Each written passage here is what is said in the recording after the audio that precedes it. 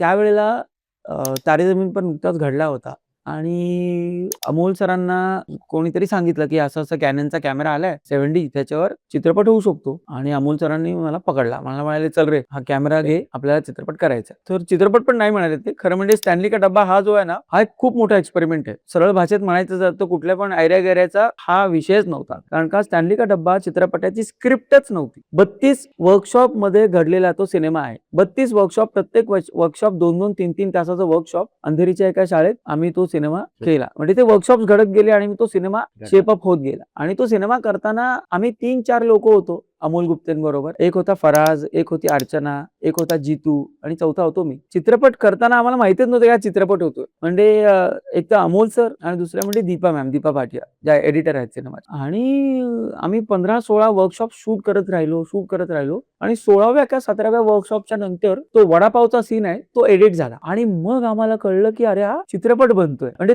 तो सीन जेव्हा एडिट झाला ना तेव्हा आम्हाला कॉन्फिडन्स आला. पण आम्ही हा चित्रपट सगळं म्हणजे आम्ही वर्कशॉपच्या दृष्टीनेच केला ना. तर त्या मुलांना खायला पण आम्हीच घालायचो, त्यांना पाणी पण आम्हीच द्यायचो, ते रूम आम्हीच साफ करायचो, बेंचेस पुसायचो, सगळं आम्हीच करायचो. दिव्या जगदाळे सायन्स टीचर होत्या चित्रपटात. त्यांची स्क्रिप्ट म्हणजे 6वीचं सायन्सचं पुस्तक. दिव्या दत्ता इंग्लिशच्या शिक्षिका होत्या.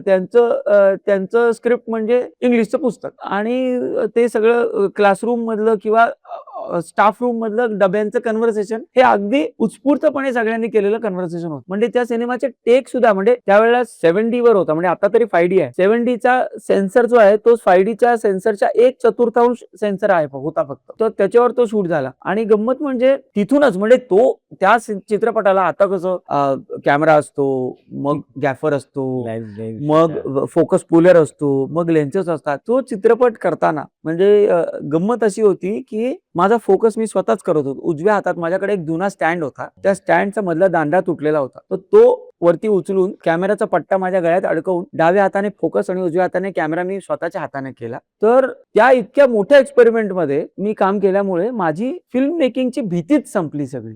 किंवा तिची गणितं असतात ना की wide shot, OS, 2 shot, trolley in, trolley back, ही जी सगळी गणितं माझ्या गावालाच राहिली नाहीत. कारण का चित्रपट हा अशा पद्धतीने होऊ शकतो याचा मला स्वतःला कॉन्फिडन्स आला. कारण की मी स्वतः किती नाही म्हटलं तरी बॉलिवूडच्या निमित्ताने आणि स्टिल फोटोग्राफीच्या निमित्ताने मी फार कन्व्हेन्शनल फिल्म मेकिंग बघितलं होतं तोपर्यंत.